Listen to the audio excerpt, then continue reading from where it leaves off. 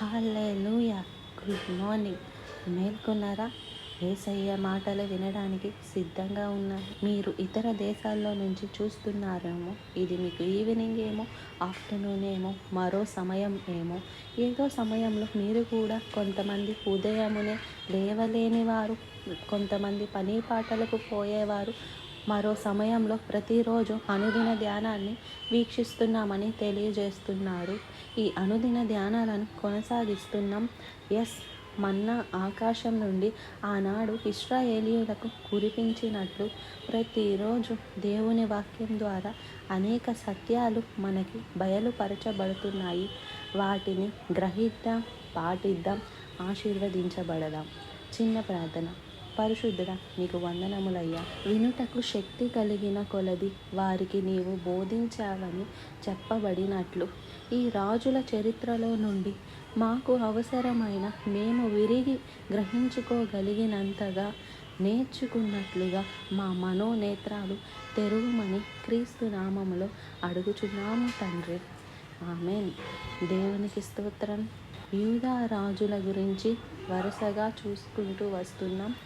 మరి యూదా రాజులలో నిన్నటి దినాన మనం నేర్చుకున్న రాజు చరిత్రలో విషయములు ఏంటంటే ఎన్నో పాఠాలు మనం నేర్చుకున్నాం. అమజ్యా గురించి ఇవాళ 26వ అధ్యాయం దినవృత్తాంతములు 2వ గ్రంథం 26వ అధ్యాయంలో ఉజ్జియాను గురించి చదువుతున్నాం. ఈ అధ్యాయాన్ని పూర్తిగా మీరు చదవండి. కొన్ని పాయింట్స్ పట్టుకొని అందులో ఉన్న వాక్య సారాన్ని మనం గుర్తు చేసుకుందాం. 16 ఏళ్ల వయసులోనే ఈ ఉజ్జియా రాజు అయ్యాడు. చిన్న వయసులోనే, టీనేజ్లోనే. కానీ దేవుని మహాకృప వలన, దేవుని ప్రేమను బట్టి, దావీదుకి ఇచ్చిన వాగ్దానమును బట్టి, తనకు తోడుగా ఇచ్చిన పెద్దలను బట్టి, యాజకులను బట్టి, నాయకులను బట్టి అతడు రాజ్యానికి వచ్చినప్పుడు దేవుని ఆశ్రయించడం మొదలుపెట్టాడు.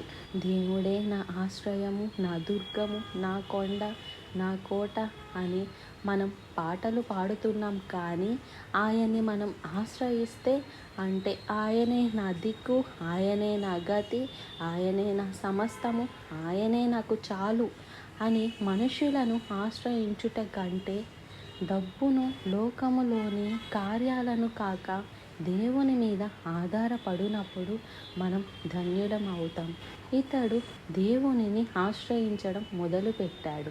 దేవునిని ఆశ్రయించిన వారు చూడండి, 5వ వచనం 26వ అధ్యాయం దినవృత్తాంతాలు 2వ గ్రంథం 26వ అధ్యాయం 5వ వచనం.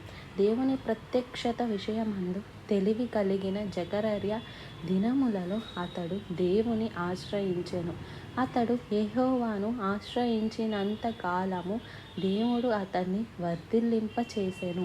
దేవుణ్ణి మనం అప్పుడప్పుడు ఆశ్రయిస్తూ ఉంటాం. మనం కూడా గతి లేనప్పుడు, దిక్కు లేనప్పుడు, వేరే విధి లేనప్పుడు. కానీ దేవునిని మన ఆశ్రయ స్థానంగా చేసుకోవాలి. ఈ ఉజ్జియా అతడు యెహోవాను ఆశ్రయించినంత కాలము దేవుడు అతన్ని వర్ధిల్లింప చేశాడు. అంతకాలమే, కొంతకాలం కాదు, ఎంతకాలమైనా యేసయ్యని మనం ఆధారంగా చేసుకుంటే జీవితాంతం వరకు మనం దీవించబడతాం. అతను మొదటిగా రాజ్యానికి వచ్చినప్పుడు అక్కడ చాలా కష్టాలు ఉన్నాయి, పోరాటాలు ఉన్నాయి, ముందు రాజులు పాడు చేసిన కార్యాలు ఉన్నాయి, నష్టపోయిన విషయాలు ఉన్నాయి. తను ఇంత బాలుడిగా ఉన్నాడు, ఇంకా యవ్వన కాలంలో ఎంటర్ అవుతున్నాడు. కాబట్టి దేవుని మీద ఆధారపడి రాజ్య పరిపాలన చేస్తున్నప్పుడు దేవుడు అతన్ని వర్ధిల్లింప చేశాడు. 8వ వచనం చూస్తే అతడు అధికముగా అభివృద్ధి పొందాడు గనుక అతని కీర్తి ఐగుప్తు మార్గ ప్రదేశములన్నిటిలో వ్యాపించింది. దేవుడు ఆశీర్వాదం ఇంత అని ఊరుకునేవాడు కాదండి, అంతకంతకి అంచెలంచెలుగా హెచ్చించేవాడు. దేవుడు ఇస్సాకును దీవించినప్పుడు అంచెలంచెలుగా అతన్ని దీవించాడు. మిక్కిలి గొప్పవాడు వరకు అతన్ని ఆశీర్వదించాడు. మనలో చాలామందిని కొంచెం ఆశీర్వాదం పొందగానే అంతలో సంతృప్తి పడి ఆయన్ని ఆశ్రయించడం మానేస్తాం. ఆశీర్వాదాన్నే పట్టుకుంటున్నాం. అది ఉండదు కదా. కాదండి, కొండైనా తరిగిపోవు కూర్చొని తింటే అనే ఒక మాట ఉంది. కొండంత ఉంది కదా అని నువ్వు ఏం చేయకుండా కూర్చొని తింటుంటే కొండైనా తరిగిపోద్ది కదా. ఈనాటికి ఆనాటికి దేవుణ్ణి ఆశ్రయించాలి. నిన్నటి భక్తి ఇవాళ్ళకి పనికిరాదు. మన్నా పోగు చేసుకొని పెట్టుకుంటే రెండో రోజు కుళ్ళిపోయేది. ఏ రోజుకి ఆ రోజు వారు మోకాళ్ళ మీద పడి ఆకాశం నుండి పడే మన్నాను ఎన్నుకోవాలి, ఏరుకోవాలి. మనం కూడా ఏ రోజుకి ఆ రోజు నిన్న ఎక్కువ ప్రార్థన చేసుకుంటే సరిపోద్ది అనుకోకూడదు. నిన్న వాక్యం విన్నాను సరిపోదా అనుకోకూడదు. నిన్న అన్నం తిన్నా సరిపోద్ది కదా అని ఇవాళ తినకుండా ఉంటారా? కాబట్టి ఏ రోజుకి ఆ రోజు జీవాహారమైన దేవుని మాటను వింటూ ఆయన్ని ఆశ్రయిస్తూ ఆయనకు మొరపెట్టుకుంటూ ఉంటే దీవించబడతావు. అలాగే ఇతన్ని ఆశ్రయించినంతకాలం వర్ధిల్లాడు. 15వ వచనం కూడా చూసినట్లయితే అతడు స్థిరపడు వరకు అతనికి ఆశ్చర్యకరమైన సహాయము కలిగెను. ఆశ్చర్యకరమైన సహాయం కలిగింది. అతని కీర్తి దూరముగా వ్యాపించింది. ఇక్కడ ఫలించి అతడు అనేకులకు ఆశీర్వాదకరంగా మారాడు.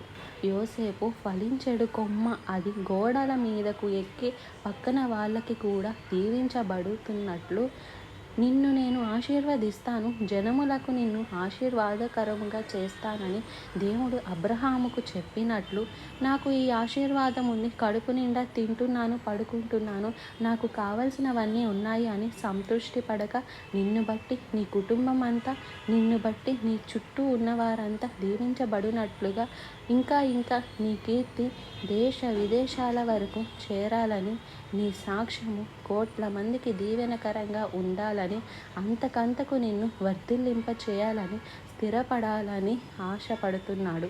దేవుడిని ఆశ్రయించినంతకాలం స్థిరపడ్డాడు, దీవించబడ్డాడు, గొప్పోడయ్యాడు, బలం పొందుకున్నాడు, పేరు పొందుకున్నాడు. అదేనండి ఇప్పుడే అపాయకరమైన పరిస్థితి. 16వ వచనం వచ్చేటప్పటికి దినవృత్తాంతం 2వ గ్రంథం 26వ అధ్యాయం 16వ వచనం. అతడు స్థిరపడిన తరువాత అతని మనస్సు గర్వించి చెడిపోయాను. స్థిరపడిన తరువాత మనసున గర్వించి చెడిపోయాడు. మనసులో గర్వం వచ్చింది అంటే గర్వము వలన జగడాలు పుడతాయి. గర్వము నాశనానికి ముందు నడుస్తుంది. అహంకార మనసు కలిగిన వాడు పడిపోతాడు. మనకు దేవుడు జయమిచ్చినప్పుడు అతిశయించక భయపడాలి. మనం వర్ధిల్లుచున్నప్పుడు నిర్లక్ష్యంగా ఉండక బహు జాగ్రత్తగా ఉండాలి. కొండ శిఖరానికి చేరిపోయాను అని అజాగ్రత్తగా ఉంటే అక్కడ నుండి పడతారు.